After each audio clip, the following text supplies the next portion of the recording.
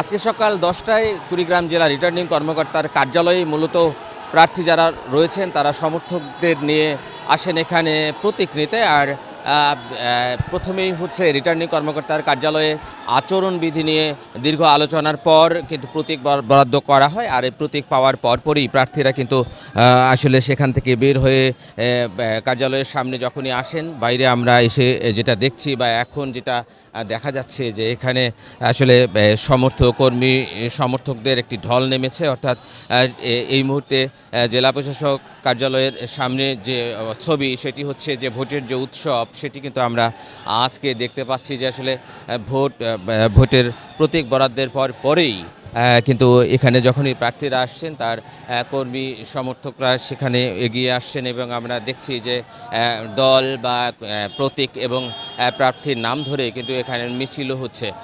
আমরা যদি আপনাদেরকে একটু দেখাই যে জেলা প্রশাসক কার্যালয়ের সামনে কিন্তু আসলে বেশ মানুষ জড়ো হয়েছেন, উৎসুক মানুষ জড়ো হয়েছেন, কর্মী সমর্থকরা জড়ো হয়েছেন এই তাদের যে পছন্দের প্রার্থী সেই প্রার্থীর পক্ষ নিয়েই। তো কুড়িগ্রামের যে 4টি আসন, এই কুড়িগ্রামের 4টি আসনে সর্বশেষ মাঠে এখন প্রার্থী রয়েছেন 26 জন। এই 26 জন প্রার্থীর মধ্যে আজকে কিন্তু আসলে প্রতীক বরাদ্দ দেওয়া হয়। সকাল 10:30টার পর থেকেই সেই প্রতীক বরাদ্দের কার্যক্রম শুরু হয় এবং এই 26 জন প্রার্থীর মধ্যে মাত্র একজন প্রার্থী রয়েছেন কুড়িগ্রাম 4 আসনের এবং এর বাইরে যে 25 জন প্রার্থী তারা কিন্তু বিভিন্ন রাজনৈতিক দলের হচ্ছে মনোনীত প্রার্থী। তো এই প্রার্থীরা আজকে যেটা বললেন যে তাদেরকে রিটার্নিং কর্মকর্তার কার্যালয় থেকে যে বিষয়টি আসলে জোর দিয়ে বলা হলো যে আচরণবিধি রয়েছে, নির্বাচন কমিশনের দেয়া যে আচরণবিধি, সেই আচরণবিধি মানতে তাদেরকে আসলে তাগিদ দেন রিটার্নিং কর্মকর্তা এবং জেলা প্রশাসক। এবং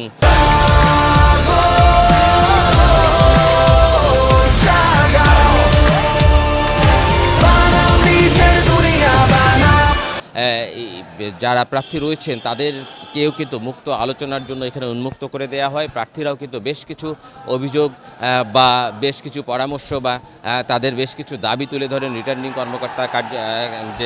কর্মকর্তার কাছে। তো তিনি যেটা বলেছেন যে এবারের ভোট একদম সুষ্ঠু ভোট করতে যা যা পরিকল্পনা সরকারের সব কিন্তু নেওয়া হয়েছে এবং চরাঞ্চল বেষ্টিত যেহেতু এখানকার এই জেলাটি এবং কুড়িগ্রামে আমরা যেটা বলি যে 16টি নদ নদী বলা হলেও এখানে প্রায় বেশ কিছু নদ নদীর জেলা হচ্ছে কুড়িগ্রাম। এই জেলায় যে বিশেষ করে চরাঞ্চলের যে ভোটের কেন্দ্রগুলো রয়েছে সেই কেন্দ্রগুলো থেকে জেলা প্রশাসনের কার্যালয়ে বা সহকারী রিটার্নিং কর্মকর্তার উপজেলা প্রশাসনের যে কার্যালয়গুলো রয়েছে সেই কার্যালয়গুলোর কিন্তু অনেক দূরত্ব।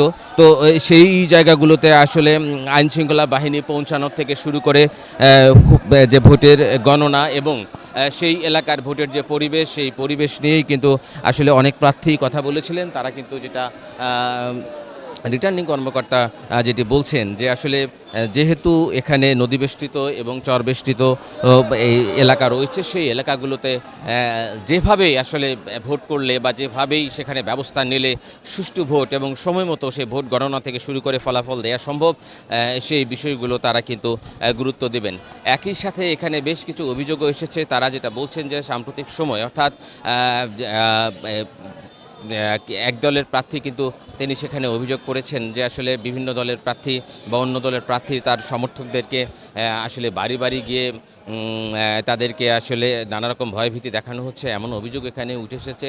সে বিষয়েও আইনশৃঙ্খলা বাহিনী কথা বলেছেন এবং রিটার্নিং কর্মকর্তাও বলেছেন যে আজকের পর থেকে প্রতীক বরাদ্দের পর থেকে আগামীকাল থেকে যেহেতু প্রচারণা শুরু, এরপর থেকে যাতে অহেতুক কেউ কাউকে কোনোভাবেই আসলে ভয়ভীতি প্রদর্শন করাতে না পারে সেই বিষয়গুলোকে সুষ্ঠুভাবে দেখবার জন্য পুলিশ প্রশাসনকে তিনি বলেছেন। এবং সব কিছু মিলে আজকে রিটার্নিং কর্মকর্তা যেটা বলছেন এবং প্রার্থীরা একই সাথে সবাই মিলে কিন্তু একসঙ্গে যে কথাটি উচ্চারণ করেছেন আজকে যে ভোটের ফলাফল পর্যন্ত এই জেলায় আসলে শান্তিপূর্ণ একটি ভোট হবে এবং সর্বকালের সর্বশ্রেষ্ঠ একটু শান্তিপূর্ণ ভোট হবে, এমনটাই মনে করছেন তারা।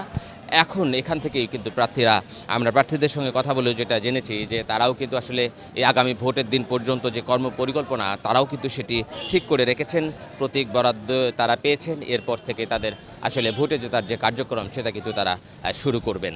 এই ছিল আসলে কুড়িগ্রামের জেলা প্রশাসকের কার্যালয় বা রিটার্নিং কর্মকর্তার কার্যালয়ের সামনের থেকে সর্বশেষ অবস্থা।